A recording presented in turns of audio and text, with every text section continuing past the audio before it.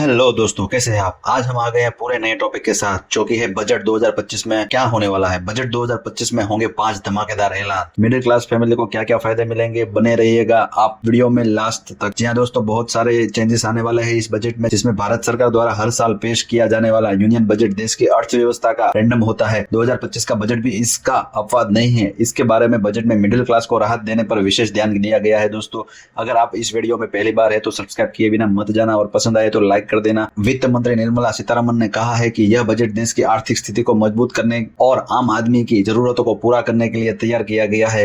इस बजट में टैक्स में राहत, रोजगार सृजन और बुनियादी ढांचे के विकास पर जोर दिया गया है। साथ ही कृषि क्षेत्र, एमएसएमई सेक्टर और शिक्षा पर भी विशेष ध्यान दिया गया है। आइए जानते हैं इस बजट में मुख्य बिंदु और यह कैसे मिडिल क्लास के लिए फायदेमंद साबित हो सकता है। हाँ दोस्तों, पहली बार इस वीडियो में है तो सब्सक्राइब किए बिना मत जाना, और पसंद आया तो लाइक कर देना। दोस्तों, इस तरह से यूनियन बजट 2025 की मुख्य बातें आपको दिखा रहा हूँ। बजट का वर्ष 2025-26 वित्त मंत्री जो आप सब जानते हैं निर्मला सीतारमण जी, मुख्य फोकस क्या है तो रोजगार, स्किलिंग, एमएसएमई और मिडिल क्लास के लिए। कुल खर्च कितना होगा तो 11,11,111 करोड़ तक का बजट है। टैक्स की छूट सीमा क्या होगी, 3.5 लाख तक का मिडिल क्लास को बेनिफिट हो सकता है। दोस्तों, कृषि बजट भी अच्छा है, 1,52 करोड़ का है। शिक्षा बजट भी अच्छा है, 1.48 लाख करोड़ है। और स्वास्थ्य बजट जो हॉस्पिटल को दिया गया है वो भी अच्छा है। दोस्तों, चलिए आज जानते हैं मिडिल क्लास में किस तरह से बड़ी खुशखबरी आने वाली है।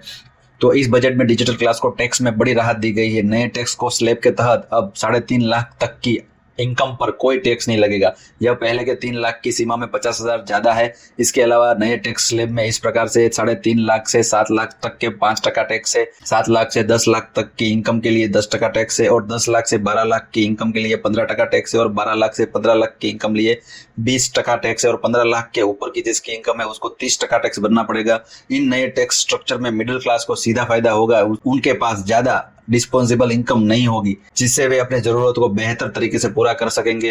रोजगार सृजन, युवाओं के लिए एक नया अवसर। बजट 2025 में रोजगार सृजन पर विशेष ध्यान दिया गया है। सरकार ने 5 साल में 4.1 करोड़ युवाओं को रोजगार और स्किलिंग के अवसर देने का लक्ष्य रखा है। इसके लिए 2 लाख करोड़ का बजट किया गया है। मुख्य योजनाएं इस प्रकार से है। इंटर्नशिप स्कीम, जिसमें 1 करोड़ युवाओं को टॉप 500 कंपनियों में इंटर्नशिप का मौका मिलेगा और उसकी सैलरी भी मिलेगी। रोजगार प्रोत्साहन, नए कर्मचारियों के लिए हर महीने एक वेतन सरकार द्वारा दिया जाएगा। और स्किल डेवलपमेंट, जिसमें 20 लाख युवाओं को प्रतिशत करने के लिए 1000 आईटीआई का ऑपरेशन करेंगे। हाँ दोस्तों, ये स्किल डेवलपमेंट में काफी सरकार ध्यान दे रही है और 20 लाख तक युवाओं को इसमें प्रशिक्षित कर रही है और ट्रेनिंग दे रही है। इन योजनाओं से युवाओं को न केवल रोजगार मिलेगा बल्कि वे इंडस्ट्री में रेडी भी होंगे।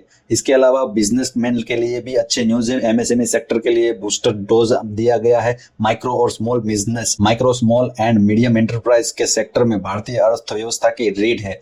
बजट 2025 में इस सेक्टर को मजबूत करने के लिए कोई उपाय किए गए हैं, जिसमें इस प्रकार से एक क्रेडिट गारंटी स्कीम, जिसमें 100 करोड़ तक की गारंटी कवर करेंगे। मुद्रा लोन की लिमिट 20 लाख तक बढ़ाई गई है। जो पहले 10 लाख तक की थी, तो वो मुद्रा लोन 20 लाख तक मिलेगी, वो भी कम इंटरेस्ट रेट में। ई कॉमर्स हब, जिसमें एमएसएमई और कारीगरों को अंतरराष्ट्रीय बाजार तक पहुंचा जाएगा। हाँ दोस्तों, इन उपायों से एमएसएमई सेक्टर को बड़ा बूस्ट मिलेगा, जो रोजगार सृजन और आर्थिक विकास में महत्वपूर्ण भूमिका निभाता है। छोटे छोटे बिजनेसमैन को भी यहाँ पे सपोर्ट दिया जाएगा। इसके अलावा आवास योजनाओं में भी भारी चेंजेस आने वाले हैं। घर का सपना होगा साकार। मिडिल क्लास के लिए अपना घर होना एक बड़ा सपना होता है। बजट 2025 में इन सपनों को साकार करने के लिए कई योजनाएं घोषित की गई है, जैसे इस प्रकार से है। पीएम आवास योजना, 10 मिलियन शहरी गरीब और मिडिल क्लास परिवारों के लिए 1000 अरब का निवेश किया गया है, जिसमें 10 मिलियन शहरी और गरीब मिडिल क्लास परिवारों को घर मिलेगा। महिलाओं के लिए विशेष छूट दी गई है, जिसमें महिलाओं द्वारा खरीदी गई संपत्तियों पर स्टैंप ड्यूटी बिल्कुल 0 है, और होम लोन पर ब्याज में भारी छूट दी जाएगी। सेक्शन 24 के तहत होम लोन का ब्याज पर छूट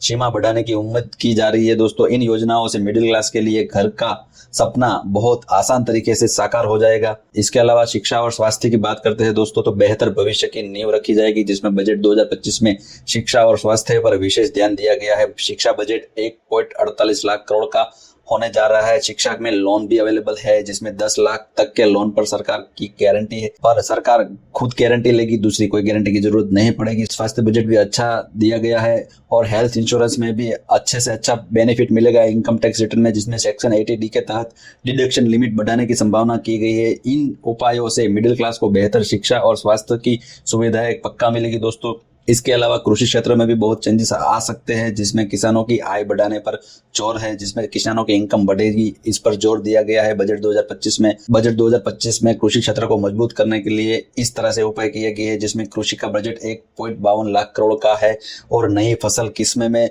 109 नई उच्च उपज और जलवायु में किस्में मिलेगी और इसमें नेचुरल फार्मिंग में 1 करोड़ किसानों को प्राकृतिक खेती में प्रशिक्षित किया जाएगा, जिसमें ट्रेनिंग दी जाएगी और झींगा उत्पादन में भी अच्छा इन्वेस्टमेंट सरकार करेगी, झींगा उत्पादन में भी अच्छा इन्वेस्ट करेंगे और इन उपायों से किसानों की इनकम बढ़ेगी और कृषि क्षेत्र में नवाचार को बढ़ावा मिलेगा। इसके अलावा इंफ्रास्ट्रक्चर डेवलपमेंट में भी बहुत अच्छा डेवलपमेंट होने जा रहा है दोस्तों, अच्छे नए रोड भी, जिसमें बजट 2025 में इंफ्रास्ट्रक्चर डेवलपमेंट पर बड़ा जोर दिया गया है। कैपिटल एक्सपेंडिचर 11.11 लाख करोड़ का है, जिसमें ट्रांजिट ओरिएंट डेवलपमेंट 14 बड़े शहरों के लिए बड़ी योजनाएं हैं, बड़े रोड और एक्सप्रेसवे बिहार और आंध्र प्रदेश के लिए विशेष प्रोजेक्ट रखे गए हैं और रेलवे में भी नए स्टेटस और स्टेशनों का भी इंक्लूड किया गया है। इन प्रोजेक्ट से न केवल इंफ्रास्ट्रक्चर में सुधार होगा बल्कि रोजगार के नए अवसर भी पैदा होंगे दोस्तों। इसके अलावा सरकार ने स्टार्टअप करने वालों इनोवेशन को भी बढ़ावा दिया गया है, जिसमें 2025 में स्टार्टअप